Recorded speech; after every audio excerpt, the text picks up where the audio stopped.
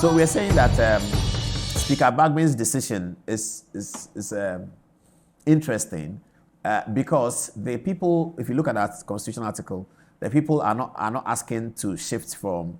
Cynthia Morrison is not saying that she's going to be an independent member of parliament now, that her seat is to be called as an independent member of parliament. No, her seat is still MPP. So as far as this parliament is concerned, she's not changing anything. Whatever she's discussing with the Electoral Commission is for the parliament of the future, of which Speaker Bagbin has absolutely no jurisdiction.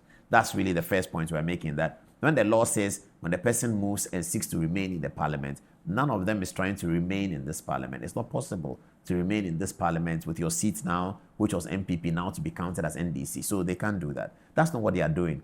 What they have done by filing a nomination is for the next parliament. It's not for this parliament. That's really the point we're saying. That's a big part of the conversation. The next level of the conversation is that, therefore, that even if the seat were to be declared vacant, the Constitution says the High Court shall have the power to do so. It's not the Speaker. Then the Supreme Court has power to interpret all clauses of the 1992 Constitution and to impose their interpretation on any institution or authority under the 1992 Constitution. So this is, in a nutshell, fundamentally what we are saying about the Bagbin thing. Maybe if I have to say it again.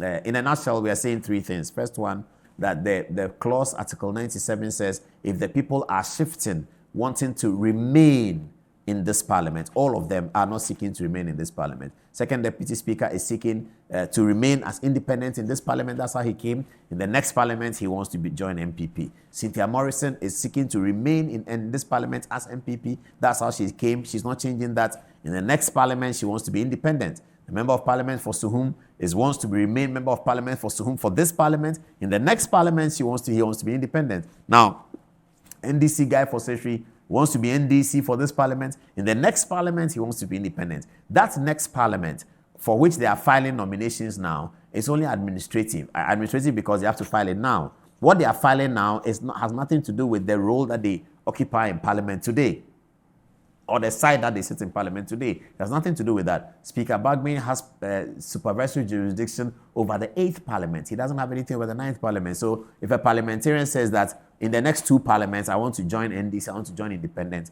that's not why you take him out of this parliament. That's the first leg. The second leg is that even if a seat is vacant or there's conflict about whether a seat is vacant or not, the Constitution clearly says it is the right of Article 99, and that shows that the High Court has the power to do so. But the Supreme Court also has the power to do what it did, because the Supreme Court has jurisdiction in Article 2 and Article 130. They have total jurisdiction. That's the conclusion of everything that we have said on the touch screen today.